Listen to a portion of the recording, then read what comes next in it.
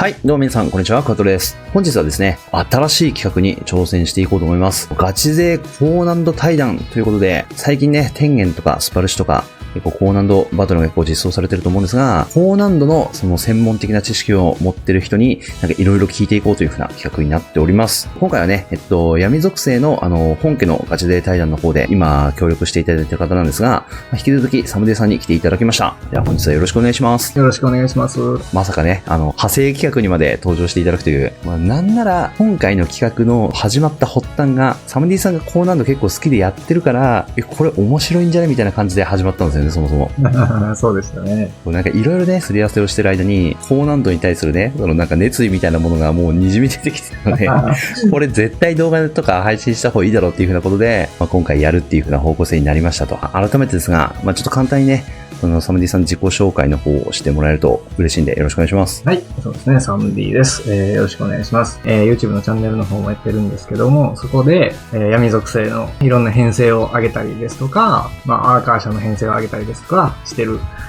というね、ことを普段やってて、最近ではルシゼロをよく遊んでるという、そんな感じでやっております。前回のね、ガチ勢対談の時にも、話はしたんですが、本当にね、概要欄にサムディさんのチャンネル貼ってるので、ぜひ見に来てください。闇属性の高難度の全てがそこにあるんじゃないかっていうぐらいのレベルで動画上がってるんで。ないのもありますけどね。もちろんね。そういったね、詳しい話とかについては、今回の対談とかでね、ちょっと話していけたらいいと思ってるんで。では、じゃあ対談をこれから始めていこうと思うんですが、一番最初にね、そもそもなんで、サムディさんが高難度に対して、こんな感じで熱心に取り組まれているかっていう風なところについて、ちょっとだけ聞いて対談を始めていこうと思います。私、もともとは、ルシー、バブベリーが実装されてるあたりで少しやり始めたんですけれども、やっぱりその共闘でやるっていうのは少し怖くて、失敗して迷惑かけたくないとか、自分が失敗したせいで負けてしまうっていうことがもう自分として嫌だったりとか、マルチはやってなかったんですね。だけどその頃は、ソロっていうのが結構できるようになってたので、ルシもバブもベリもソロでやって、みたいな、そんな感じだったんですけど、パバハが実装されまして、それで闇子戦場をやった時に、オメガなしでやったんですけど、やっぱりオメガ欲しいなということで、闇子戦場が終わってから、パバハに挑戦しようかと、やり始めたんですけれども、最初はね、光でトールを投げる光偽装ですかね。中身闇だけど、メイン光の武器持ってハウンドドッグでみたいなので自発して、主初心者みたいなこと書いて、3億ぐらいで全滅して、あともう他の方にお任せして買ってやったみたいな、そんなことから始まって、何回かやってたんですけど、闇剣豪でもできるみたいな動画を見させてもらいまして、で、ある程度手応えをつかんで、野良やるようになって、みたいな感じで。だけど、やっぱり野良でやってると、やりたい時にやれなかったりとか、そういう安定した環境みたいなのがなかったので、とある方のスパワ派のディスコードサーバーにですね、入れていただきまして、いろいろするようになって、みたいなんで、ちょっと慣れていったと。で、その頃はまだ、楽しいっちゃ楽しいんだけど、怖さの方が勝ってて、だけど、ある方のですね、配信、スパワ派をやるみたいな、そういうのがあって、参加型で、そこに高難度強い方たちが、すごい速度を出すわけですよ。当然。やっぱり自分もちょっと速度出してみたいと思うようになって、その時、速度を出す編成であったライフォーのメインで、握るのはウルリクムイだと。いうことで、ウルリを取って、その強い人よりも稼ぐことが一回できてですね。で、それが、やっぱり自分も、そういう人たちと同じように稼ぐことができるんだ、みたいな。先ほど言ったサーバー内でも速度を出せるようにもなってきて、やっぱりそういうのでやっていくと、ちょっとタイムアタックみたいなのがツイッターに流れてくるわけですよ。ありますね。そう、スパバハ TA 部みたいなね、闇属性をやってる方が、もうとんでもない速度を出してるリザルトが流れてきて、それを見て、やっぱり自分もこんなんやりたいってやっぱ思ったんですかね。縁あって、そのコミュニティに入ることができて、自分でいろいろ考えて、で、自分の考えたものが、うまくいって、すごい今までとは全然違うような速度が出せたりとか、そんなんをやっていくうちに、もうね、スパバハにのめり込んでですね、毎日スパバハのタイムアタックをここでやるみたいな。本当に毎日やってました。仲間内でやって、すごくそれが楽しくて、ずっとやって、みたいなのが、私のこの高難度の原点になるかなとで、天元が実装され、ルシゼロが実装されっていうところで、できたら楽しいんで、最初はね、私も苦戦しまして、全然ね、勝てなかったりとかしましたけど、やっぱり慣れていって、できるようになってくると楽しくなってくると、みたいな感じで、最近ではルシゼロをね、やらせていただいてるという感じでね。やっぱりそのスパバハの時の熱量っていうのが一番でかかったですけど、高難度が好きだっていう思いがその時にできて、その思いのまま、やっぱり楽しくずっとやってるっていう、そういう感じでございます。まあ、これあれですね。結構なんかサンジさん自身をそもそも知ってるっていう風な人で、もうなんか高難度めっちゃやってる人みたいなイメージは結構強い人ももしかしたらいるかもしれないんですけど、これを聞いてるとあれですよね。もうなんかやっぱ誰しも最初は初心者だったんだなみたいなところがすごいなんか感じ取りましたね、本当に。そう、何回もやって、できて嬉しくてみたいなところが大きいですかね。やっぱなんか高難度っていう風に言うと、なんかそもそもなんか高難度はもう一切やらないみたいな感じの人も中にはいるんですけど、やっぱなんかそういうところでもね、実は、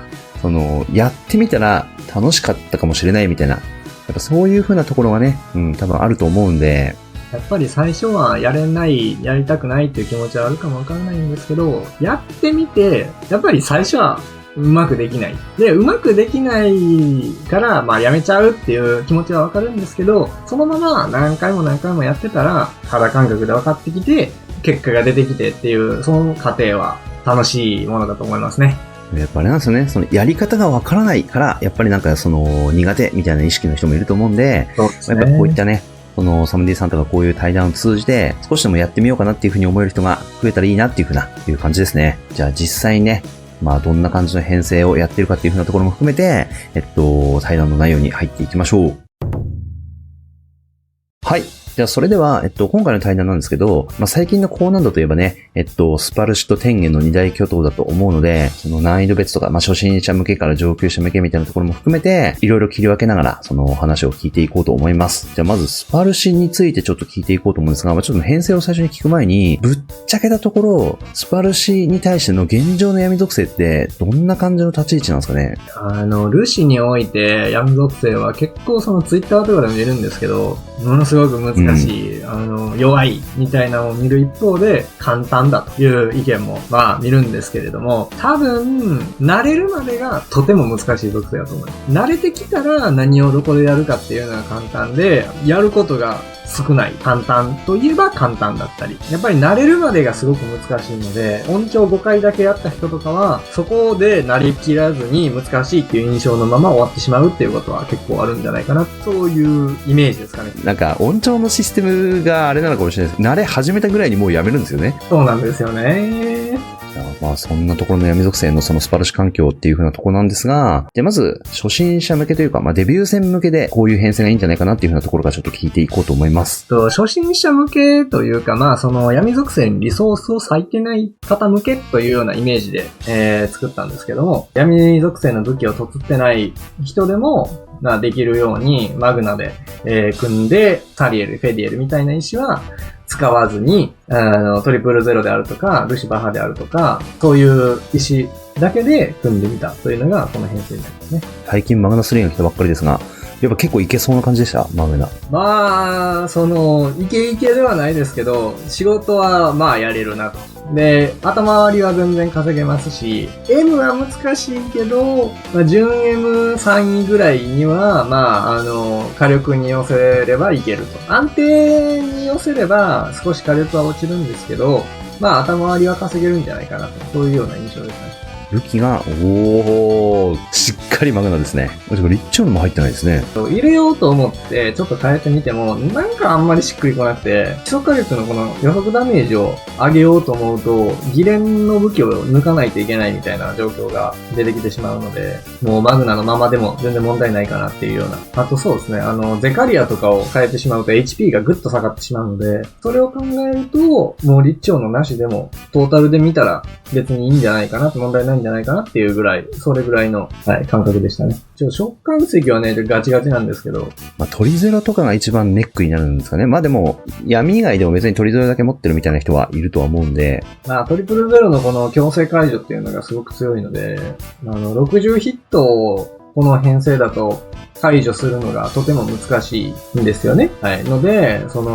まあ、解除しようと思えば、トリプルゼロをなしで、ヤチマを上に持ってきて、ヤチマを打って、主人公1を浮かせてっていうこともあるんですけど、解除できない黄色リンゴであるとか、暗闇を引いたりとか、まあミスになるんですけど、うっかり緑リンゴを解除してしまったとかでヒット数が下がってしまうと、このトリプルゼロがあるなしではやりづらさ、まあやりやすさっていうのはすごく変わってきますね。それは体感してます。なかったらどうなのかっていうのも自分で何回もやったことあるんですけど、トリプルゼロ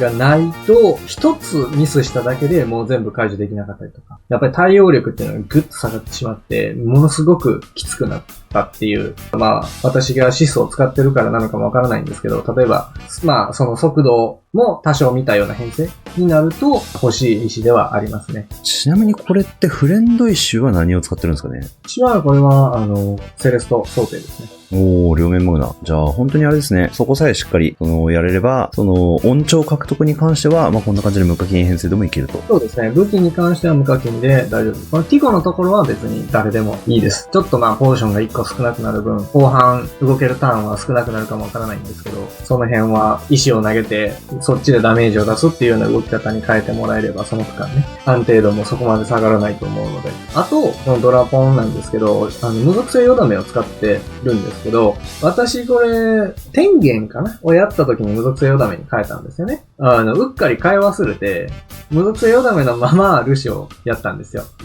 気づかなかったんですよ。やってる途中に。ってことはいけるんじゃないのって言って、無属性ヨダメをそれからずっと使うようになったんですけど、しっかりデバフとかが入ってれば気づかないレベルではあります。ですけど、やっぱり攻撃が痛かったりとか、そこの安定感を取るのであれば、まあ光属性軽減っていうのがおすすめですかね。なるほど。ありがとうございます。で、この編成に関しては、もうすでに動画を上げているっていうふうなことなので、今画面にサムネを出していると思うんですが、概要欄にリンクをしているので、ぜひね、そのマグナ3の闇マグナで試したいっていうふうな人に関しては、ぜひサムネイルさんのチャンネルのその動画をちょっと見に行ってもらえればと思います。そこに詳しいムーブとかも載っていると思うので、解説させていただいておりますので。じゃあ次にね、そのさっきのマグナ編成から、まあ、しっかり紙石にして、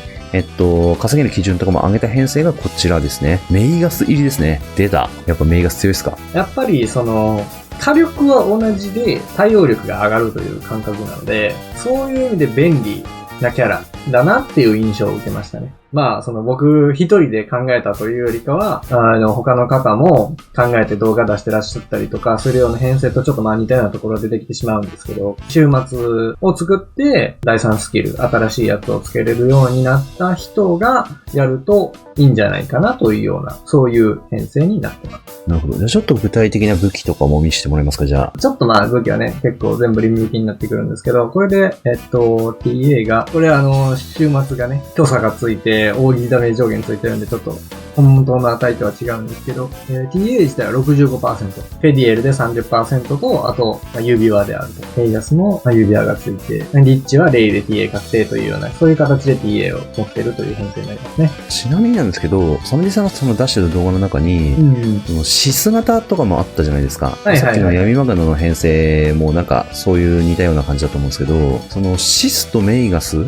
どんな感じで違いますかね、実際に使って。シスは一人で無茶苦茶な火力を出すというキャラで、例えば、3500万ダメージの試練があると思うんですけど、あそこの解除を、シス1、4みたいなのを押して、石を1個投げて、奥義をプラスしてやれば、それだけで、まあ安定解除みたいな感覚はあるんですけど、メイガスにそのような自分で殴ってダメージを出すみたいなパワーがあるかと言われると、そこのパワーは少し劣ります。で、黄色リンゴが解除できないので、黄色リンゴがついてしまったら、そこで出せるダメージっていうのがちょっと減るので、そこのマイナスポイントはあります。でも、ターン終了時の浴びダメと、その奥義を打つたびに1、2浴びが返ってくるので、クリメの部屋でターン回したらちょっときついなっていう時でも、それでダメージを稼ぐこともできるので、部屋に対する対応力、メイガスの方が上。シスの方は攻撃ボタンでダメージを出していくので、どうしても攻撃ボタンを押さないとダメージが出ない。メイガスの方は、ちょっとまあ、ゆったりめに回してもダメージは出してくれると。もう一つが、このメイガスのニアビがですね、3つデバフを入れてくれるんですね。まあ、本当は4つなんですけど、リッチと、腐敗が被ってるので、入るのは3つっていうことなんですけど、弱体7の解除が、メイガス2と自動発動のフェディエルのニアビー。これで6つあるので、あと1つを何らかの形で稼げばよい。メイガス3でもいいですし、ハデス召喚でもいいですし、その弱体を、シスより稼ぐことができるので、主人公に、玉の戸塚の剣でしたっけね、デバフ4つ入れてくれてるアビがあるんですけど、メイガスは、その分を、そのハデスの超越も相まってですね、メイガスとハデスで、これを補うことができるので、その代わりに、この強制解除のアビリティを入れることができるようになったんですね。道中、やばいってなった時に、使える保険が1個増えた。1億ダメージの方を解除したりもできますし、99ヒットを解除したりもできると。そんな形で解除できる、とっさの回避手段っていうのが一つ増えた。ここが、その安定度を高めるっていう意味で、この編成の強みになってくるのかなと。ああ、なるほど。でも確かにね、トリゼロ実際に使ってみると、トリゼロの2回目めちゃめちゃ便利ですけど、1回しか使えないからすげえなんかもどかしいというか。そう、だからそこまで温存しとかないといけない。でもこれ3500万割れなくないみたいな時に強制解除を使うことによって安定を取れる。しっかりフェデル2とかを押しちゃった時に、デバフ足りないっていう時に強制解除。デバフ入れるために奥義オフで殴っちゃってフェイタルチェーンがないよって言って強制解除もできますし、慣れてない人でもメイガスを持ってて PA 盛れるような編成を組めるのであれば、弱体7をどういう風に解除してエンドゲージを減らさず歩いていくかっていうことだけ分かっていただければ、便利な編成っていう形で紹介できるかなと思っています。スパルシに関してはワンミスで壊滅みたいなのが結構よくあるそうなんですよと思うんで、その何でも解除権が1個あるっていうのは非常になんかそのやる上で心の余裕にもなっていい感じかもしれないですね。だいぶ指数の方に比べて気楽にできますね。ハルマール探検などで耐久が漏れたりとか、そういうようなことができる場合、メイガスでも十分耐久が漏れますし、音調が取れてる想定で作ってますので、前にポーションキャラを入れて開幕のダメージを減らすっていうことができるので、メイガスこれ3アビで自称するんですけど、開幕にメイガスが緑リンゴをついてて3アビを押しちゃうと毎ターン1万ずつ HP が減っていくんですよ。えぐいですね。そう、10万ぐらいしかないところにパラダイスロストもらって5万しかない状態で、そんなことになったら、ポーションなくなるよ、みたいな勢いでキュアポを切らないといけなかったりするので、裏からメイガスを、どういう形であれ出してくる。そういう風に使えば、そういう安定度の高い編成になるかなっていうね。あれですね、そのメイガスだと結構なんかその最近実装されたキャラで、その持ってない方とかも多いと思うんですが、戦場のフロートとかでもだいぶ活躍しそうな気配があるんで、なんかリンクスチケットで取るかみたいなところを検討してる方ももしかしたらいるかもしれないんで。リンクスを切るべきかと言われると別にシスでもいいよねっていう風にルシーに関しては思っちゃいますね。あったら便利。なるほどね。私の感覚ではそうです、ルシーではね。このためにリンクス切るぐらいだったら、シンダラに切った方が、戦場をトータルで考えていいんじゃないのと思うような感じです。確かにね。じゃあそう考えると、今持ってる人とか、編成のバリエーションとしてね、こういった感じでキャラのチョイスをしてもらえばいいかなっていう風な感じですね。フェリリッチとレイっていうのは、昔ながらのキャラなので、シスっていうのはね、ゲーム内キャラなので、取ることはできるかなっていうので、闇のリソースを下げたような編成ではシス、闇属性に力を入れている、武器、突れてるよみたいな方では、メイガスをもし持っていたら入れていただいて、例えば、ハルマルとかを使ってるのであれば、それよりかはダメージを出してくれるかなっていうふうには思います。はい。じゃあ、今までね、ちょっと2つの編成、デビュー戦向けみたいなところと、あと中級者向けみたいなところで紹介してもらったんですが、次ね、その上級者向けとか、慣れた人用の編成みたいなところで、教えてもらおうと思います。今まではヤマトだったんですが、これがクルサウルになるってことですね。はい、そうですね。自分一人慣れてるだけだったら使えない編成なんですけど、つまりみんな慣れてきて、多少の失敗は許容するけど、速度ちょっと出したいよね、みたいな。そういうような、環境、身内なりなんなりで作れてる方に、ちょっとやってもらえると楽しいんじゃないかなっていうような編成になってます。なるほど。もうなんかあれですね、メイン武器が光り輝いてますが。はい。で、これに関しては、動画をちょっと上げているっていう風なことなので、ここに今サムネを出していると思うんですが、こちらもね、概要欄から、ぜひ気になる方は見に行ってみてくださいと。あまり詳しい解説は動画の方では行ってないのですが、見てみて何かね、ご質問があればお答えしたいと思いますので。そもそもなんかスパルシ自体にやり込んできた人が、その速度を求めるような編成っていう風な感じですもんね。そうですね。ヤマトだとどうしてもその限界がありまして、1分で100万貢献度は出せるけど、1分で200万貢献度が出せない。だからその、ヤマトって基本的な性質として、予兆解除を早くできるだけ行って、小さなターンダメージで何回も何回も攻撃ボタンを押して、ダメージを稼ぐっていうような編成なんですけど、っていう風になった時に、やっぱり通常に寄せた編成っていうのが、速度を出すっていう観点だと上に来るっていうことになってきますかね。では、武器編成がまあこんな感じと。で、召喚石があまり変わらず。これがまあ中にルシ入ってないのは、フレンドルシー想定だから。追撃を巻きたいので、週末は、新境へ。ここであれですね、イルザが入ってるっていう風なところが。そうですね。やっぱり、追撃を巻くっていうのと、まあクリティカルにしてダメージを持ってくれるっていうのと、TA 回数を稼ぐっていうのと、ヒット数を上げるっていう。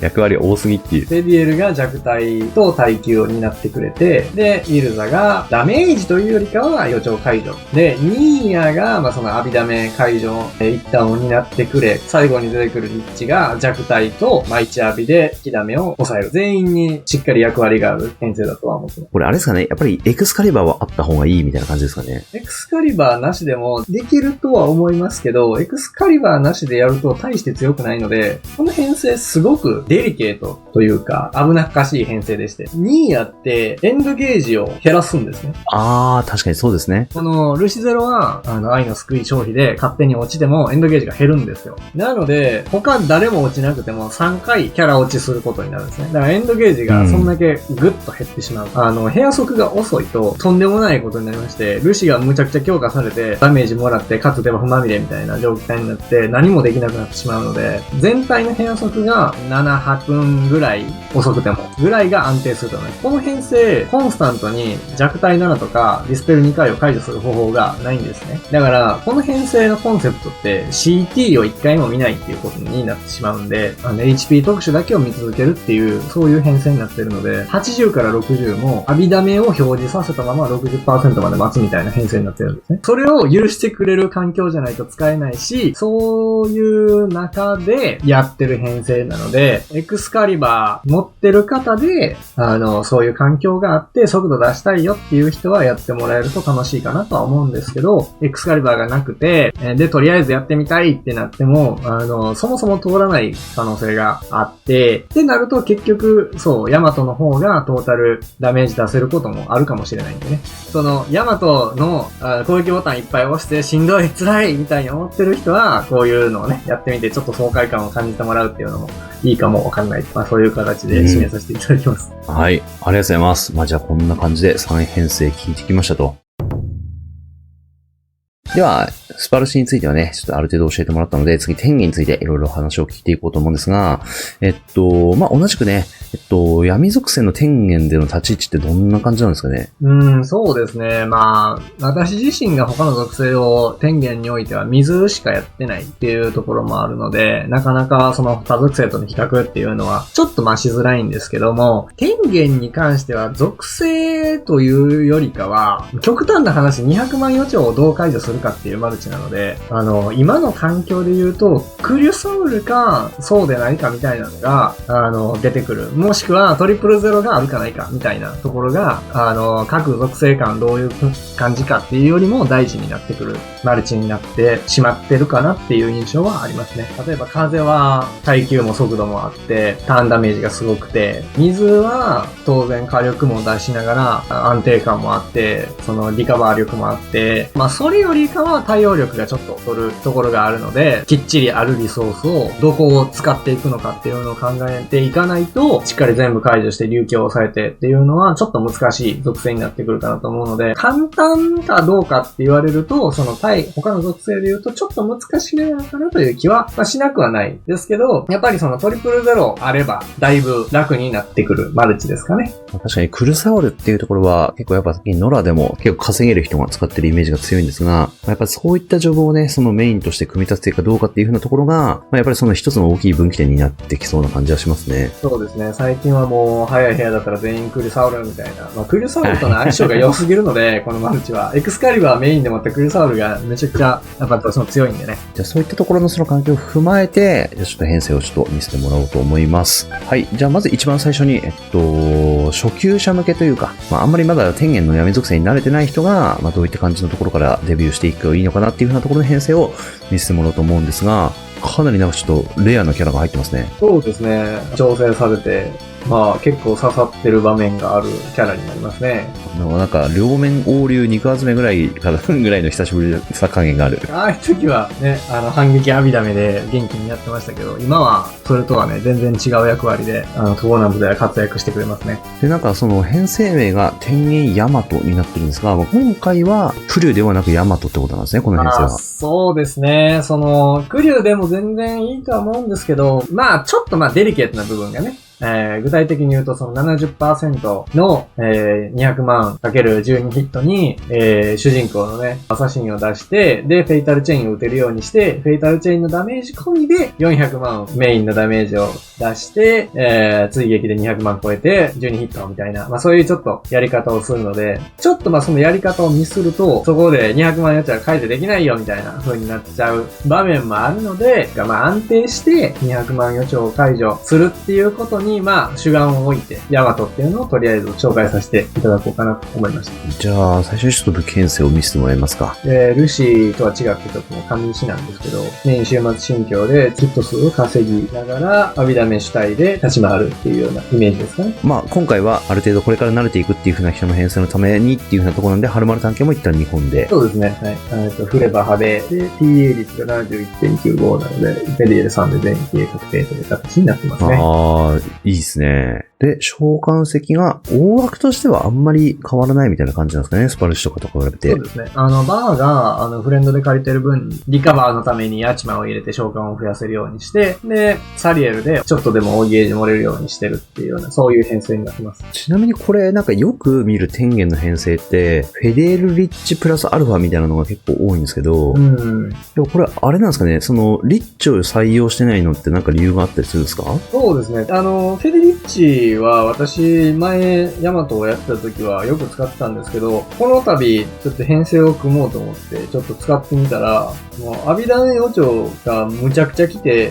解除できないターンも結構出てきてしまい、挙句の果てにはフェイタルチェーン予兆が2ターン連続で来るみたいなことになってしまい。終わってる。ちょっとね、やりづらくて、リッチって体力回復ができないので、ポーションで。40% の、復活負荷を、1回復活する前にもらってしまうと、それ以降、動けるターンっていうのがすごく少なくなってしまうっていうデメリットがあるので、ダメージを出すっていうにはね、そりゃリッチは強いんですけど、でも、そういう安定感っていうことを考えると、リッチってそんなに安定してるわけじゃないなと、ちょっと今回思いまして、代わりにちょっとね、バイトを。これは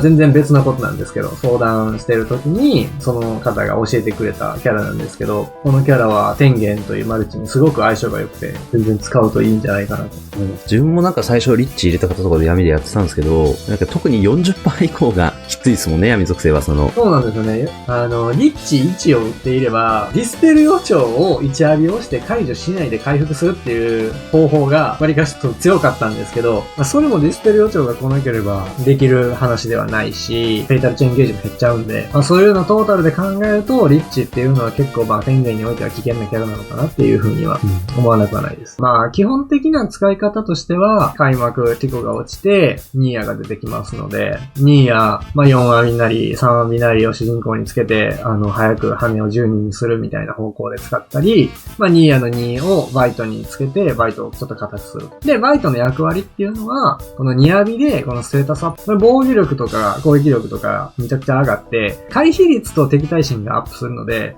序盤の40までの天元の攻撃を一人でかなり吸ってくれて、ニーヤの2をつけていればもう結構盤石っていうような形でね、ダメージをすごく抑えて、なんならリッチで1を押して変転してるよりも全体のダメージを抑えれるぐらい、全体ですごく硬くなる。で、この4割が、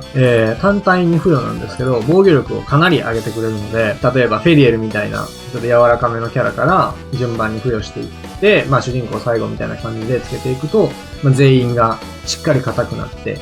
デスタン剣とかの防御バフが乗ってないレイに切ることが多いんですけど、全体的な耐久力っていうのはバイトがすごく上げてくれて、ダメージはニーヤの4がついた、主人公で出していくと。そういうような編成になってますね。はい。これに関してはですね、そもそも自分バイトを使って天元とかっていうのは一回もやったことないんで、これからね、ちょっと天元とかやってみたいっていう人に関しては、ぜひバイト型ちょっと、興味があったらやってみてもらうといいかもしれないですね。では次に、闇天元のね、ある程度慣れた人用の編成ということで、ここで、先ほど言ってたクルサウル編成に戻ってくるっていうようなことですね。ダメージを出しながら、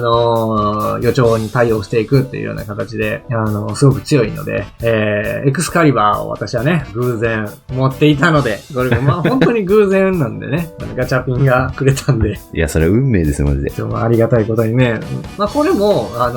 違う方が、とある友人が教えてくれて、それを元に動画を出させてもらったっていうような形になってるんですけど、対応力がヤマトより上なんじゃないかって思うレベルで、なんならその、リッチ入りのヤマトと比べるのであれば、こっちの方が上って言い切れるレベルには対応力がある編成になりますね。じゃあ、ただ強いだけとかじゃないんですね、普通に。そうですね。すごく、これはうまく考えられてる編成で、TA とヒット数系はイルザのおかげで解除できますし、弱体系はフェディエルの方で解除できますし、余裕があればフェイタルチェーン打って、フェディエル1を返して耐久を上げることもできる。ニーヤを主人公につけることで火力を増すこともできるし、このニーヤの3アビが偉くてですね、クリサウルってこのディス、クシポス。これが、コンパニオンウェポンの奥義を打った時に、次のターン、そのターンも含めてアサシン、最攻撃効果。これがあるから、クリュが最近強いんですけど、ニーヤの3を打って、2回奥義を打てば、クルサオルのコンパニオンウェポンの奥義が発動すると、主人公アサシンを起動する手段が、やっぱりニーヤがいることで、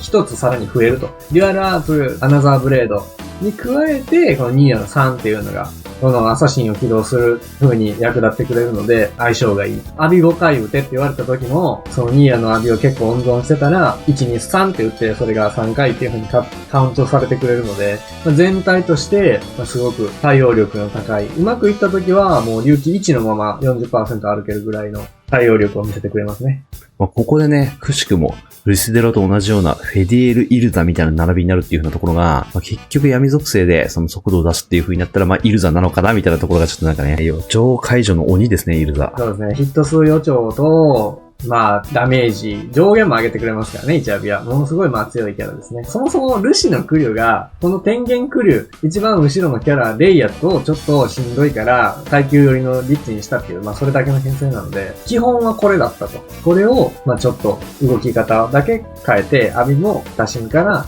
クリオに変えてっていう、それがルシのクリュ。これで練習してっていう風にやっていただけると、ひょっとしたらルシのクリュもそんなに苦労せず回せるかもわかんないですね。クリュ自体があれですよね、その奥義打ってから、その下準備をしてから予兆解除みたいなワンクッションで、そこに慣れさえすれば、応用が効きそうな感じかもしれないですね。そうですね。この編成の一番の肝が、動画の方でも解説させていただいてるんですけど、90% をトリプルゼロの表アイソフォールの召喚ダメと、奥義で割って、で、50% のトリプルゼロの裏で解除すると。で、70% をどうするのかっていうと、エクスカリバーの奥義追撃5割がついた状態で、アサシンをつけて、で、かつフェイタルチェインで4ダメを、持って、追撃が200万以上出るようにして、主人公がね、6回行動をアサシンでするので、ちょうど200万以上のダメージが12回出て解除っていうような形で 70% を解除するっていうような、動きになっていますので、その準備さえできれば、普段の予兆はね、ちょっと気をつけていれば、こっちの予兆を誘発したいなとかでちょっと動き変えるとか、そういうような応用を聞かせれば、すごく対応力が出てくる、いうような感じなので、一番気をつけるべきは、やはり 70% のフェイタルチェーン。土、水ゾーンで網ダメを出してしまうと、フェイタルチェーン予兆が来るので、そこでフェイタルチェーンをうっかり打ってしまうと、70% でフェイタルチェーン打てなくて解除できないみたいな場面がね、起こってくるので、そこちょっと注意しないといけないんですけど、それ以外はおおむね、そんなにストレスなく回せて、ダメージも出て、速度も出るような編成になってるんじゃないかなと思いますね。で、これに関してちょっと武器と召喚石も見せてもらおうと思います。大枠関してなんかブルトガンが入ってるぐらい、これ防御覚醒してる感じですかね。そうですね、防御覚醒で、ブルトガンがない人で、この片面ルシ想定なんですけど、HP400% あるので、これを1本、外したとて、361% あって、HP こんだけあれば問題ないので、それこそもう最悪、バボンとかでもいいですし、もうリミ武器ないよとかいうのであれば、マージェとかでも別にいいですしね。その火力もね、出しながら、防御も上げてくれるよっていうような意味では、ブルートガングは強いんですけど、今のカゴが上がった現状としては、これは他で代用できるかなとは思いますね。召喚石は、そうですね、動画で出してる分にはメインルシでフレンドハデスでやってたんですけど、ハデスの超越が来て、今はハデスにしてフレンドルシでやってますね。で、これについて、なんか一番疑問なところが、エクスカリバーの代用だと思うんですよね。そうですね。エクスカリバーない方っていうのももちろんいらっしゃるので、そういう方でも、クリューっていうのはできます。ムーブとして通すこと自体は全然可能だと。そのメイン武器を持ち替えたみたいな感じになると思うんですけど、なんかちょっとムーブ的に変わったところとかってあるんですかね？そうですね。週末心境であるっていうのはね、追撃を盛る部分で別に変わらないんですけど、エクスカリバーがないことによって、5割追撃がなくなってしまうので、200万予兆を、主人公アサシンプラス FC で割ることがちょっとできなくなってしまうんですね。なので、石の方にシバを入れまして、で、シバを投げると、フェディエルもニーヤも200万以上出してくれますし、ニーヤがもう落ちちゃって、レイが出てきてるっていうような場面でも、主人公のアサシンをつけて、アサシンかける6ヒット、フェディエルで3ヒット、これで9ですね。あと3どうするかっていうと、ベルゼバブを投げると、200万以上のダメージが2つ。シバの召喚ダメージで3つということで、全部で12ヒット出すと。逆に考えると、FC をそこで使わなくてもいいので、FC 予兆の解除っていう自由度においては、エクスカリバーメインの動きより、さらに上になってくるかなとは思いますね。で、カリバナシ編成の場合は、シバが入って召喚性がこんな感じということなんですが、フレンドが、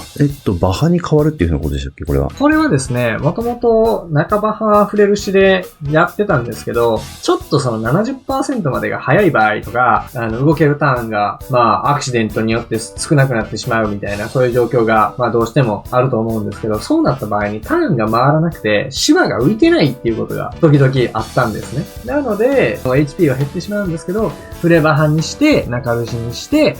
シバをちょっと早いターンでも召喚できるようにすると。ああ、なるほど。その効果を使うんですね。だからフレバハなんですね。そうなんですよ。それをしないと、ちょっと間に合わないっていうケースが、私一回やっててあったので、それに対応するにはフレバハかなというところで。今、ここの画面にね、サムネを出してると思うんですが、エクスカリバーあり、なしで、どちらも動画を上げてるっていうふうなことなので、これは非常に助かりますね。本当に。この2つはしっかり解説しているので、エクスカリバーありの方で基本的なクルサールの動き。で、それと違うよっていう点を、カリバーなしの方の動画で、解説させていただいているので、二つ見ていただけると、基本的にクルサールでどう動くかっていうことは、そこではちょっと説明してるかなとは思いますね。クル自体が強いっていうふうなことは知っているっていうふうなことがあっても、実際にやってるところはね、やっぱり動画を見ていろいろイメージを膨らませてもらった方がいいと思うので、これを機にね、天元闇属性でやってみたいとか、団内でその天元闇やる人がいなくて困ってるっていう人に関しては、こういったところでね、ぜひその動画を見てもらえればと思いますので、ありがとうございます。はい。いかがでしたでしょうか？今回はね、クワトロチャンネルで初の試みということで、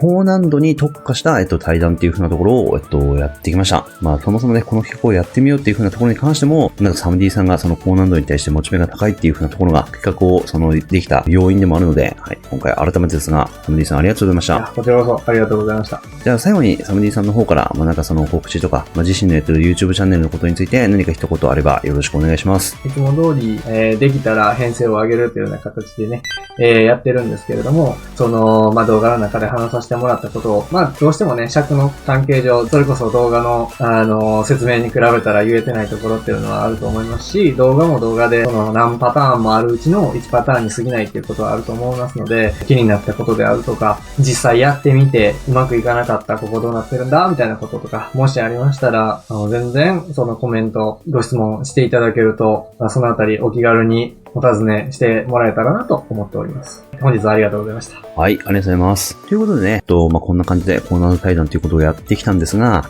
とは言ってもね、やっぱり詳しいムーブとか、自分の手持ち状況に応じてどうだっていう風なところが、やっぱり詳しくわからないっていう風な人もいると思うんですよ。なのでね、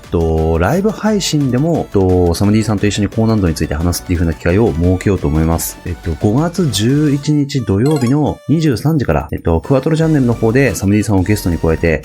高難度配信っていう風なところでやっていこうと思いますので、そこでね、闇属性の高難度編成、今回その動画で触れられなかった点とか、あとはそのリスナーで見ている人の質問とかっていう風なところについても、そこで実際に答えていこうと思いますので、ぜひね、お時間ある人は遊びに来てほしいと思いますので、よろしくお願いします。お願いします。では、今回の動画はこんな感じで終わりにしていこうと思います。最後までご視聴いただきありがとうございます。次の動画でお会いしましょう。